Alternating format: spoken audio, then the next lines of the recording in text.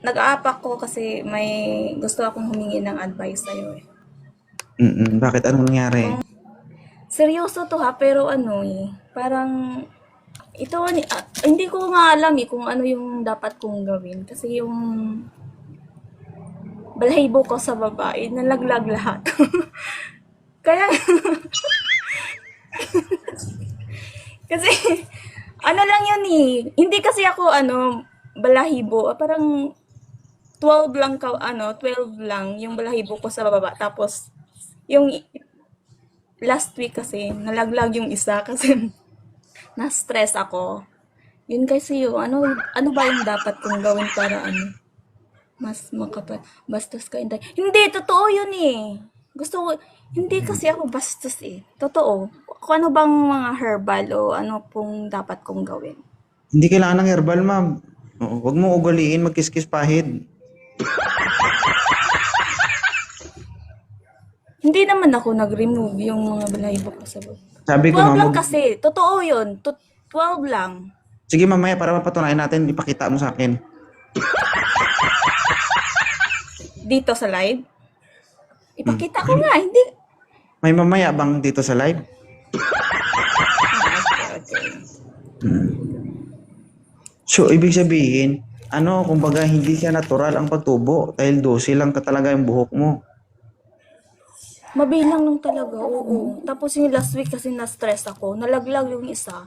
Hindi ko alam kung normal pa ba to or kailangan ko bang pumunta ng doktor para... Normal lang yun, ma'am. Ang hindi normal, ikaw po yung hindi normal.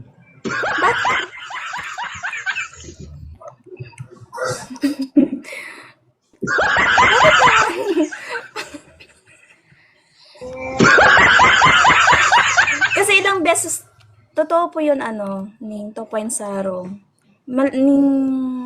Maraming beses na po akong gustong mag-up dito sa live mo kasi hindi po ako nakapag-up eh. Oo. Pero grabe yung tanong mo, ma'am. Ang tingin mo sa akin, Ay, baka naman may ma-advise ka or ano yung dapat kong gawin kasi hindi na kasi normal yun. okay. Baka nasagi lang. Kaya bas bawasan mo kung, halimbawa, pag 3 times a day ka nag-kiss-kiss pahid, gawin mo ng 1 times a day siguro. Ano yung pinahid ko? Wala na nga anong balahibo eh. Yung Papahiran kiss-kiss ka at pahid sa ulo-ulo kiss-kiss. ng bao-bao mo. May boyfriend ka?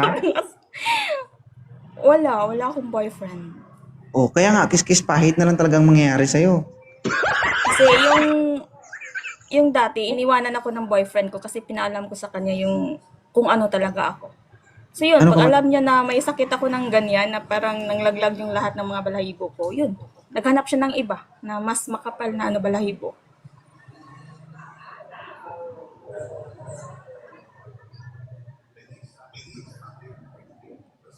Hoy, bakit naman ako nag-HIV? Walang eh. Totoo, Walang may ang lalaking pumapatol sa akin. Totoo nga. Kaya nga nakapangiti ako ganina, yung nag-app ako. Kasi parang hindi naman sila maniniwala yung mga viewers dito. ngayon lang, ngayon lang. Maganda ngayon malaglag lahat para wala ka nang isipin eh. Para kang parang bago kang pinanganak kapag wala kang balahibo. Totoo yun.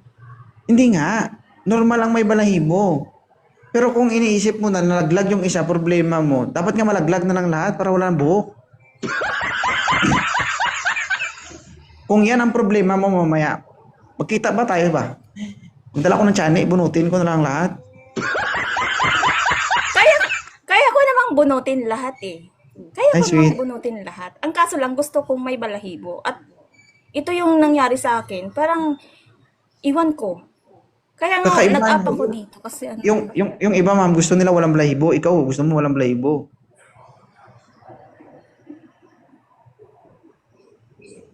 Parang paano ka magbalik. pa?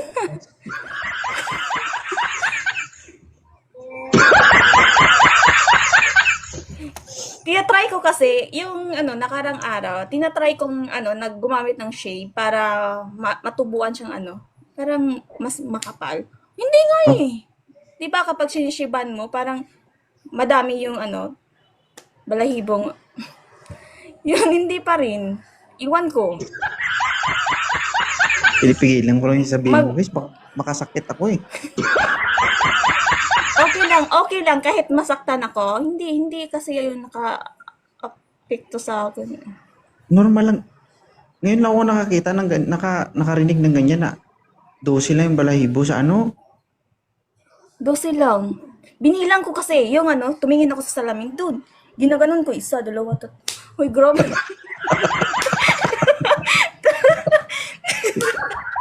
Tapos, tapos, natawa ako habang nagbibilang.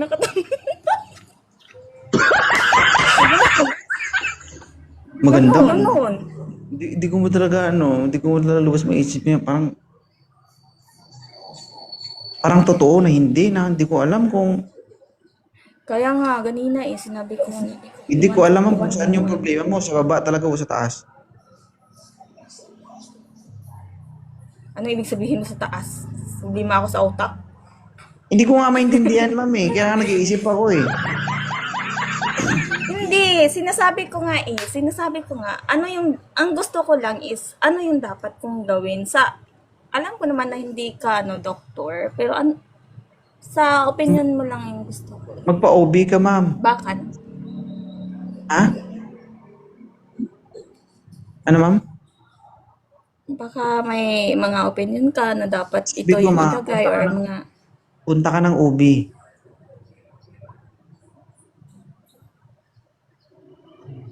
Kung ayaw mo sa OB, magpa-orto ka. Yan. Baka may tutuloy yan. Punta ka sa OB, pa-check up mo, patingin mo. Okay? o tama yun, at parang na-trauma ako eh. Kasi lahat namang lalaki, parang iniwanan lang ako bigla. Marami ba sila? Siguro naisip nila, maraming lalaking pumapasok sa buhay ko na hindi naman nakatikim.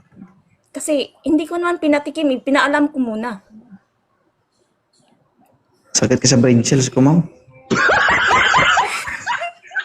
Pahinga ka na. Baka hindi kita matansya, naku, Diyos ko.